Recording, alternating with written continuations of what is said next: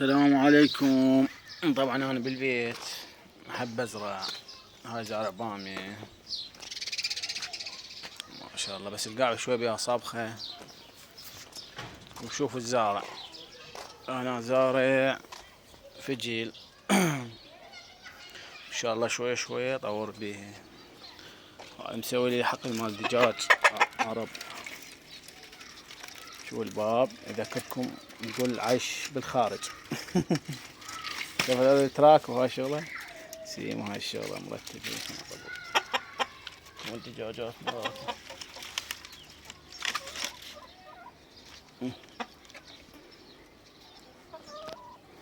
كتبوا لنا تحبون الدجاج؟ لا عمود شنو نستمر نعلمكم شلون نعلفهن، شلون نقففون الدجاج بصورة صحيحة.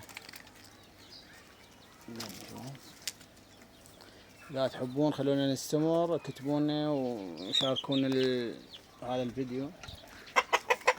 هذا اول مرة راح انشران على اليوتيوب، بشوف اذا اكو دعم نستمر بالنشر.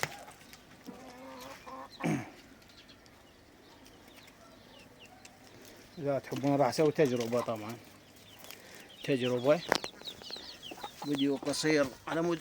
هذا النكاركات عندنا، شوفون هاي كاركات. هاي تريد بيضات، ماكو كاركة هي، بس ماكو بيضات. هاي كاركة عندنا، ذيك كاركة جوا. هاي خطية كاركة بس بدون بيض.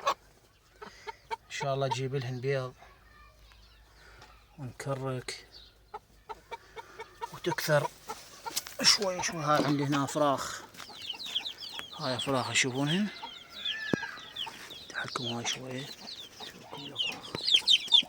هاي الافراخ. اللهم صل على محمد وآل محمد.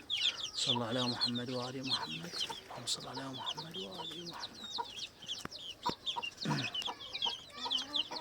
إذا تحبون نستمر نصور لكم شلون تطلع الافراخ، شلون نداريهن، شلون نعلفهن.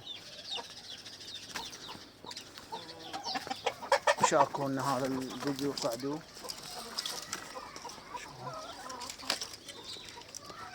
هذا مكان الجميل.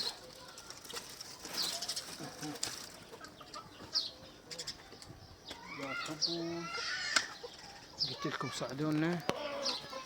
هذا الحقيقة.